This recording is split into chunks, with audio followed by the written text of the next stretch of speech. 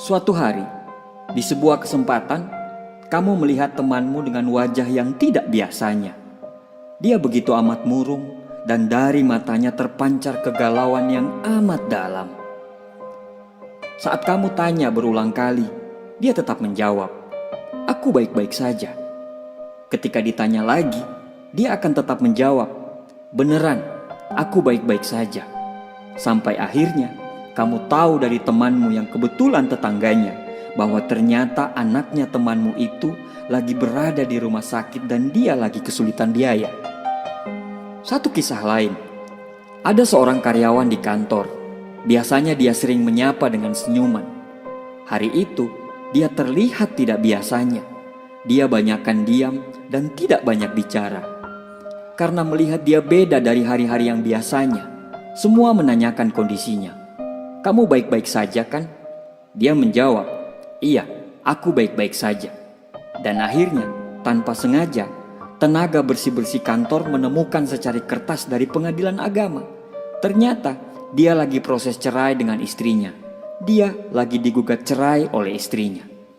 Zaman sekarang ini, sangat susah untuk kita menemui orang yang mau menyembunyikan kesedihan dan kesusahannya kepada orang lain. Tidak jarang dari kita sedihan atau kesusahan kita menjadi konsumsi publik.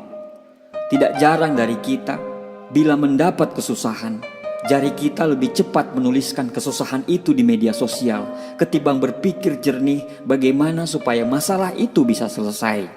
Apa gunanya bila sedih dan susah kita diketahui oleh orang lain? Supaya mereka peduli? Tidak, mereka tidak peduli. Mereka bertanya, "Kamu kenapa?" Mereka itu cuma mau kepo. Mereka cuma penasaran. Kamu tidak akan pernah bisa kembali bahagia bila kamu menuliskan sedih dan susahmu di media sosial. Kamu tidak akan bisa kembali bahagia bila kamu menceritakan sedihmu di depan orang lain. Justru kamu akan makin tambah sedih. Kamu akan makin susah.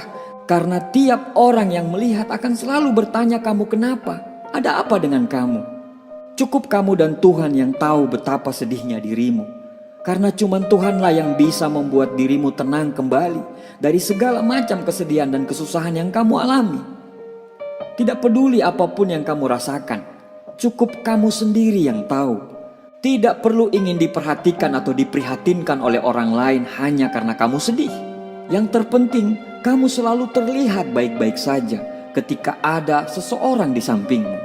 Walau sebetulnya kamu ingin menumpahkan segala rasa sakitmu, tapi jauh lebih baik cukup kamu sendiri yang tahu bagaimana rasa sakitmu itu. Tersenyumlah dan tebarkan kebahagiaan meski hatimu sedang sedih. Tersenyum bukan untuk menutupi lukamu, tapi tersenyum adalah cara untuk menguatkan dirimu yang sedang terpuruk. Tanpa kamu sadari, kamu adalah orang yang kuat karena kamu tidak ingin menunjukkan kesedihan di depan orang lain. Tetaplah tersenyum meski kamu sedang membohongi dirimu sendiri, karena senyuman itu akan menguatkan kamu. Buat semua orang merasa bahwa kamu baik-baik saja. Buat orang lain percaya bahwa kamu selalu bahagia, walau nyatanya kamu sedang menahan rasa sakit yang teramat dalam. Dengan cara terlihat bahagia, kamu senantiasa akan dianggap bahagia, meskipun sebetulnya tidak. Berbahagialah meski hatimu sedang teriris, karena tidak akan mengurangi beban apapun meski kamu ingin mengumumkan kepada semua orang bahwa kamu lagi tidak baik-baik saja. Tidak ada gunanya menunjukkan kesedihan kepada orang lain. Tidak akan membuatmu berkurang merasakan rasa sakit ketika memperlihatkan kepada semua orang bahwa kamu sedang terluka. Orang lain hanya akan iba, merasa kasihan kepadamu, sedangkan kamu akan tetap merasakan luka. Maka jauh lebih baik simpan luka itu untuk dirimu sendiri, agar hanya kebahagiaan yang kamu perlihatkan. Jangan tunjukkan sedihmu pada dunia, tapi saat kamu lagi sedih, tunjukkan senyummu kepada semua orang yang ada di dunia, agar dunia tahu betapa kuatnya dirimu, dan agar orang-orang segan melihat ketabahanmu. Kesedihan itu didoakan, bukan dipamerkan. Terima kasih.